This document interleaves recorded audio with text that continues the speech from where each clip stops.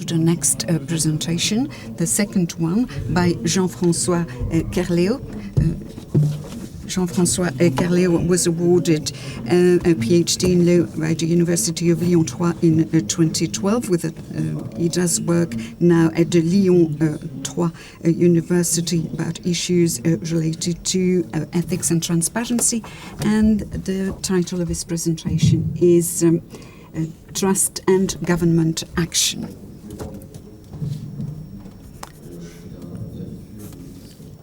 I'm usually speaking longer than initially planned, but never mind. Well, good morning to each and every one of you. First of all, I would like to thank the organizers of this colloquium for having invited me today with a view to talk about a topic which is quite interesting indeed, and I've decided to work it out again after having listened to yesterday's exposés, because initially my exposé was not the right one. I made a confusion with another colloquium I'm supposed to attend in a few days. So the title of the other exposé was Trust and Transparency. So I hope you will be patient with me and will not be angry with me about the fact that I had to slightly reshuffle my presentation at the last minute. So I'm going to talk about confidence as well, and I would like to refer to the definition of confidence as well. And this will be related to the topic I'm supposed to tackle today. So I will mainly refer to trust, which is, this definition is not valid for any type of topic or approach. So what about trust? Well, we need to consider that there is some distrust to contain, and that we need to build or rebuild a trust. When a trust is there, there is nothing to say or add. It is only when it disappears that we mention it. That's a minor suspicion which might challenge trust. And we can turn to a series of processes and procedures with a view to restore a trust which does not exist or does not exist anymore. So I would like also to refer to another issue which is not trust, but it is a way to deal with distrust or a lack of trust, or the fact that we challenge trust. So we need mistrust, of course, and we have mentioned mistrust over the last few days, or I should rather say since yesterday. So mistrust should be regulated, and we cannot get rid of it, but instead we should regulate it. What about the mistrust? Well, I would like to refer there to a series of elements: delegation, asymmetry, reliability, acceptance, and the fifth element will be related to a kind of package: stability, security, and risk. The very first element I'd like to refer to is delegation.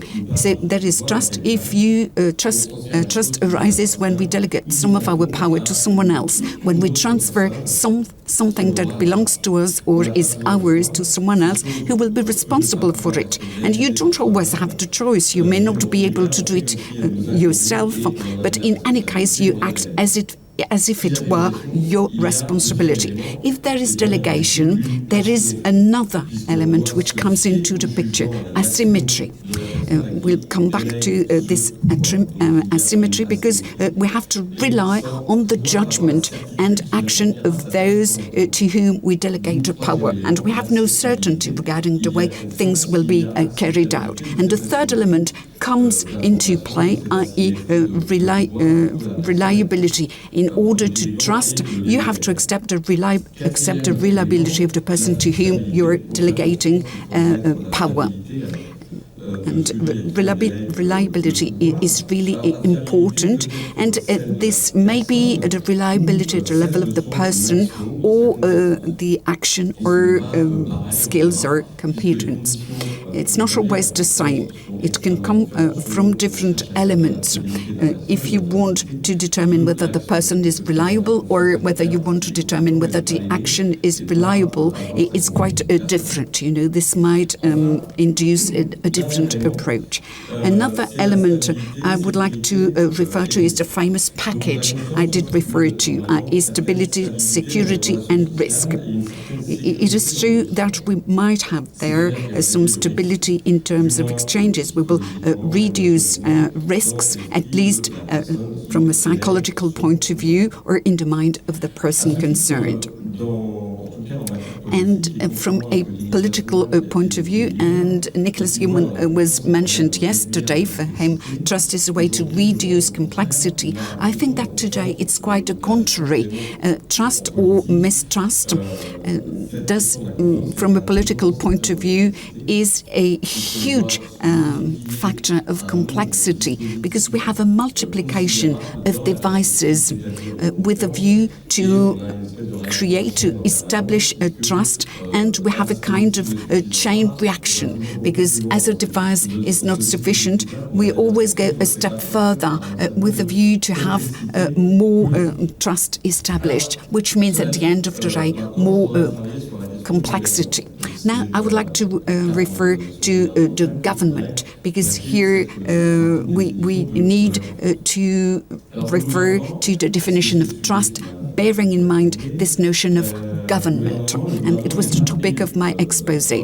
The government is not elected, while elections might be a reason to have more trust.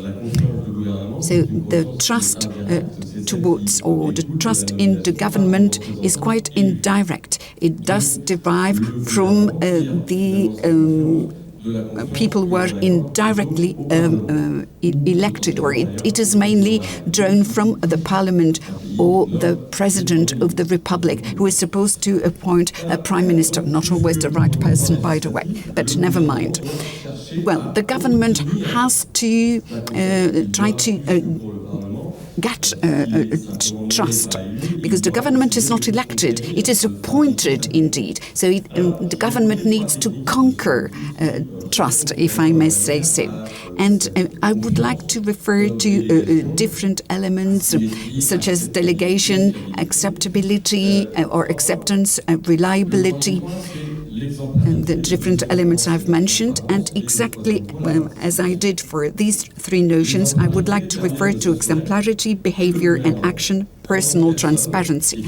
By exemplarity, taking an interest in the person, making it possible to get to know the person, to monitor him or her, and therefore to ensure that you are placing your trust in someone who is worthy of it, is what exemplarity is about. So it is a way for us to induce trust and reliability at the level of the representative. Transparency is another important element. Information are disseminated, and we have an opportunity to have a better follow-up of the work carried out by the institutions, and we can therefore monitor public action. And then we have different experts and stakeholders who will contribute to the debate, to the public debate, will make some public decisions, bearing in mind their own interest, and therefore the action will be considered legitimate because we were part and parcel of it. So I would like to further elaborate on exemplarity. As I said, it is a way to place your trust in someone who is worthy of your trust. And exemplarity guarantees not only the fact that the person will have integrity, probity, will not be corrupted, and that they will exercise their power in accordance with a certain standard of decency or certain expectations. Of course, most of the time we trust people because we like the person, his or her ideas, his charisma, and his past achievements. But this de facto exemplarity no longer exists today. Hence the intervention of the law to ensure that a person appointed has integrity, is honest and trustworthy. Maybe a few elements related to exemplarity. We have ethics, we have behavior and action, and then personal transparency. Well, let's start with ethics. Éric Buge yesterday did refer quite a lot to the legislation of the 11th of October 2013, which does determine what we mean by conflict of interest. For example, we agree in the legislation, we refer to the fact that we need to give a list of all potential conflicts of interest. There is also prior fiscal control which is to be carried out with a view to secure everything is fine, and we need to determine prior to the appointment that the person has integrity and that there is no conflict of interest. So we have a whole set of elements which will allow us to determine whether or not the person is fully reliable. So the set of provisions derive from the legislation of October 2013 and November 2017. But we can see here that the government is maybe less proactive because we do not have an expert in ethics. Well, in France, we have a person in charge of the ethics for the administration, for the Economic, Social and Environmental Committee. We have another one for local elected representatives. The only one or the only level for which we do not have such an expert is the government. That's the first point. Second point, under the government of Jean-Marc Ayrault, there was a code of ethics for ministers which had been adopted, but it disappeared, it vanished into the air. It does not appear. Some people consider it does not exist anymore. We had a code, we don't have it anymore. It appears to be there. Well, it is not considered to be into force, so it's a bit strange. But that's quite strange to see that the code of ethics would be on a more spontaneous basis regarding the government. Now, I would like to refer to the behavior and action of the different stakeholders, and I would like to refer to evidence-based elements, to stick to one's word, to fully respect and endorse the rules, to stick to the rule of law, for example. We should not lose sight of some important elements, as it was the case with the French president recently, because it did not fully comply with some elements, for example, with the recent elections, because it did not abide by the outcome of the elections when appointing the Prime Minister. There are also some elements which have not been fully endorsed regarding the European level. So exemplarity is a matter of sticking to your promise or to your word and to respect the outcome of elections, for example. The third element, and it will be a very good transition, I assume, with my second part, i.e. the notion of personal transparency. With the legislation of October 2013, we have a new list of belongings, personal belongings of the different elected representative, which has to be produced, which has to be issued, and there is an external monitoring which is carried out by a public body. And the brand new element is that those statements will be available on the internet website, so you can have access to those statements made by the members of the government. And here the level of transparency is quite high. As you can see, maybe it could be considered to be a certain type of interference. Well, but if we refer to the list of members of parliaments, it is not available online, but only accessible by the administration, and very content cannot be made public. And in France, there are other elements which are not accessible. So for the members of the government, we have more transparency available than it is the case for other levels of power. And if we compare the members of the government with the others, when ministers, for example, step down from their position, they can decide to work for the private sector or have a different professional life. And now all the potential conflicts of interest and elements related to the new career of those policymakers are made public. But it is only the case for the members of the government, the members of cabinets, for example. It's on a random basis. Sometimes it is made public, sometimes not. But for the people active in the administration, those elements are not made public. So we have here, in terms of transparency, different levels. I could also mention the transparency related to the members of the cabinets. There is a great transparency in place because during the first mandate of Emmanuel Macron, we had a series of texts which was related to the appointment of those members. It was supposed to be public and acknowledged, and there was also a limitation regarding the appointment of the number of staff members. So we need, of course, to secure that people work in favor of the general interest and not with a view to meet their specific and personal needs. We also need to determine how public money is being spent, because it's obvious that we need to use the money for a specific purpose. We are not supposed to go on holiday with our family with the public money. We can also have here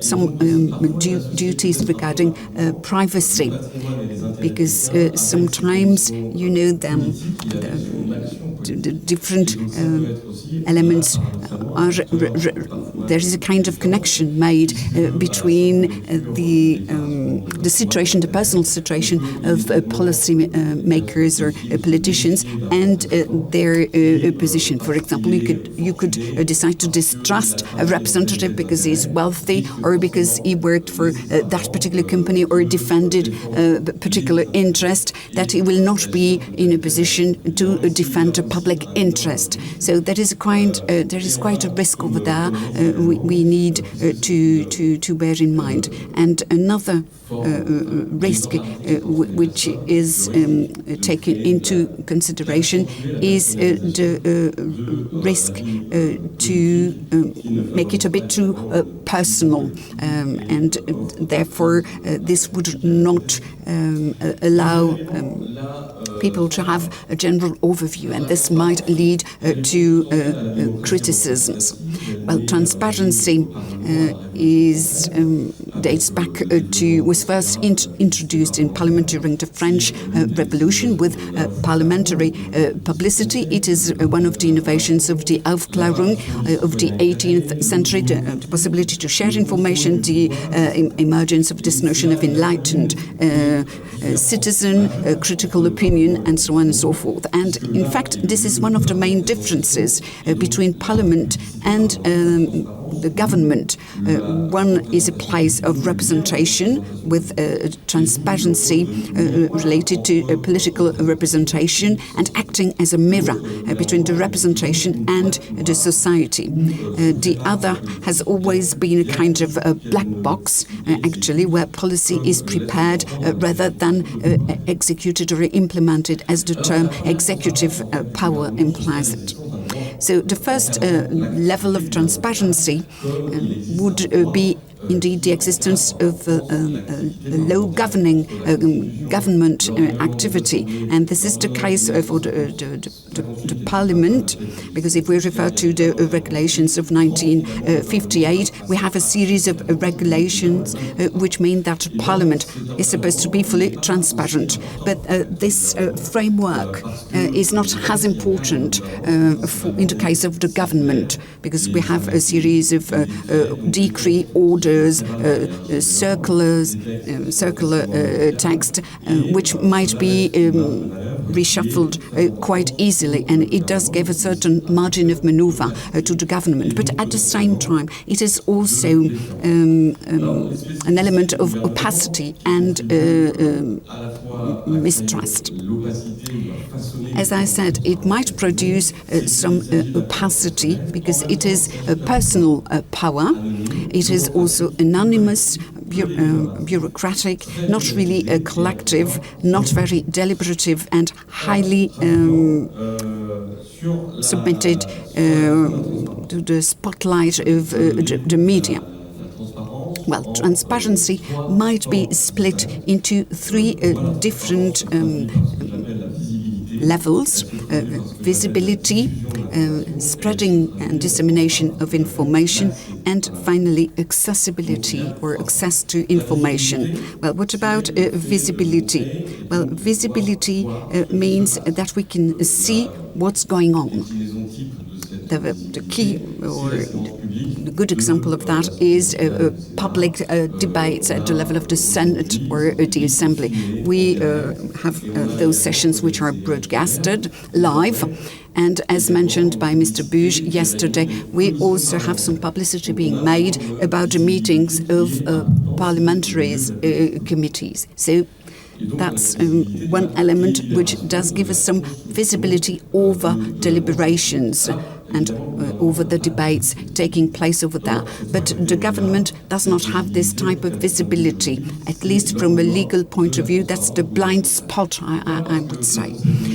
Why? Well, simply because the Council of Minister meetings are not broadcasted. It is impossible to attend those meetings. When Dominique de Villepin, he made such a proposal. He wanted to broadcast those meetings, but this proposal was rejected because people thought it would not be a good idea. Public ministerial meetings, inter-ministerial committee meetings are not public either. So all those bodies which are arenas where people can discuss and deliberate are a kind of black box, because there is no publicity. In the best possible case, you might get a report of what happened or what has been discussed, but the report is drafted by the institution concerned or by the committee concerned. So they just mention things which can be known by the public at large. So the visibility is quite narrow, as you can guess. The lack of visibility or opacity is mainly justified by the secret of deliberations, the confidentiality which should prevail over deliberations. Article 226/13 of the Criminal Code does refer to that. It is impossible to have access to those debates or elements, and when the minister does work with his or her advisors, those deliberations are not supposed to be public, are not accessible to the public at large. It is even impossible to have access to the documentation potentially produced because of combination of Article 213/2 and Article L311L, which does enshrine the fact that the communication and the publicity of those documents might be detrimental to the authorities in charge. and they cannot be released to the public before a deadline of 20 years, according to the Lacanal opinion of 2019, and the Council of State in 1986 also went along the same lines. So the second type of transparency has to do with dissemination. That's a level of transparency I would consider to be much more spontaneous. For example, the fact that we issue a paper, a note, or a document, it is also related to the open data, which considerably developed in France. Mainly in October 2016, it was decided that data.group.fr is the place where we are supposed to spread a series of economic, social, and other important data. So there we would have more spontaneous transparency, I would say. But if you look at the nitty-gritties, which I won't do here, but if you focus on those data, you will see that they're quite difficult to read and understand and grasp, and most of the time they're quite unuseful, needless, because sometimes those data are published, but they are completely useless, I would say, and all the other elements which might be useful, on the contrary, are not available online. And here I would like to refer to the third level of transparency, accessibility, which is not spontaneous, but which is required and requested. And this level of transparency is an element of mistrust, or might be a factor of mistrust, because the citizen has to take the initiative, indeed. And it simply indicates that the government was not willing to talk about the data in question. And if we refer to the legislation of 2016, we can see that we have more and more requests with a view to have access to some documents, and CADA, which is the body which is supposed to give an opinion in case the access to documents was denied, is flooded indeed by a request from citizens. Well, actually, if you look at the purpose of this type of accessibility, or the way things are being tackled, well, either the request might be accepted and the document will be sent, and in case of denial, it is possible to get a positive opinion from CADA and a ruling from a court with a view to have access to such documents. But it does create a lot of mistrust because all the institutions do insist upon the fact that communication is key, and we have plenty of examples, of denials in terms of communication, and the assumption related to the denial of this possibility to communicate does indicate that people are afraid indeed to convey information, and they might be afraid as well of the interpretation which might be done of those documents. So at the end of the day, we have plenty of documents which are never published, and when finally they are published, it's quite difficult to read them because we have Excel spreadsheets with plenty of things which are blurred or crossed or whatever. You need to be accountant. You really need to be an expert with a view to fully grasp the meaning of those spreadsheet tables. I think I don't have more time available. Well, I wanted to mention a lot of other elements about transparency, and I'm not going to mention them because of the lack of time. What about the link between transparency and trust? Well, it has to be done through information. Why information? Because it is a possibility indeed to demonstrate, to share elements, and to make it possible for people to potentially criticize the different elements.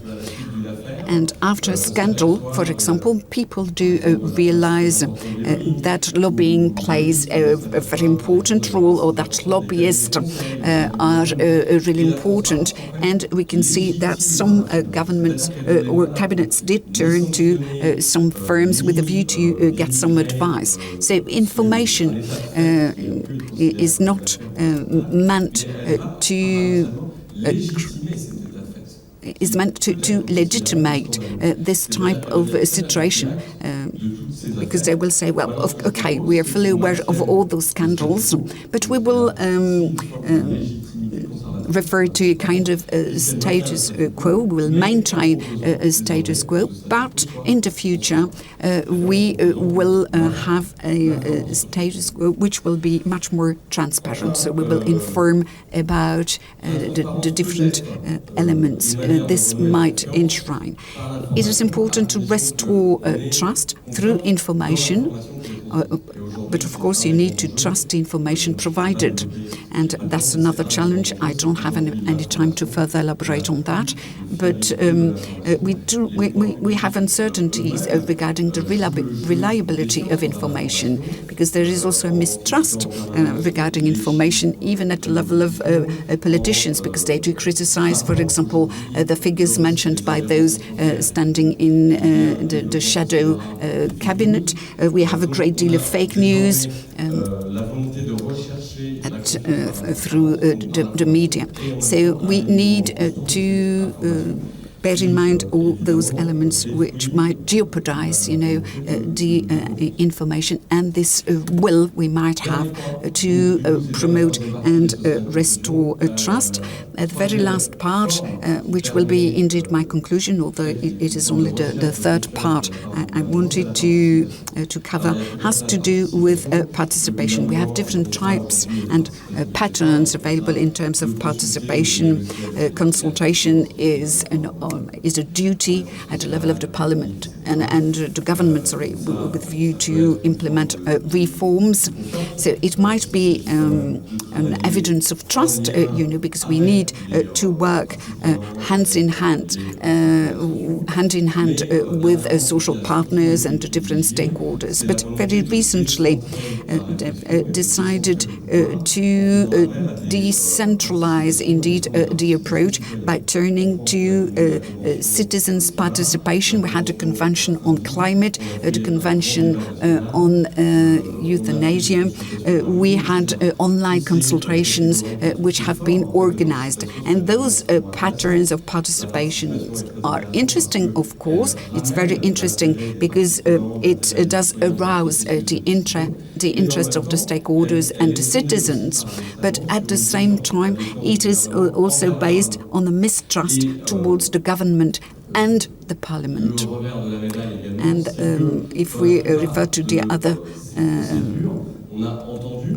side of the medal, we can see that we have heard very interesting points of view, very interesting comments, but it did not lead to anything tangible, because Mr. Macron, regarding the climate convention, insisted upon the fact that he would implement and use as a starting point all the statements and discussions made, but it was not the case at the end, because we also had at the level of the French citizens the possibility to complain about daily life, about things deemed to be important, and this debate and these elements are not accessible. We don't have a clue about what was conveyed in terms of message. It's impossible to read that, and even researchers do not have access to this. So the negative element is that it is based on mistrust towards the institutions, and it might also create additional mistrust, because it is a way to bypass the political power with a view to favor citizens and citizenship, and to tell them, well, I'm not the one deciding anymore. You are the citizens who can decide. And finally, it might also indicate that it is something which has no genuine purpose and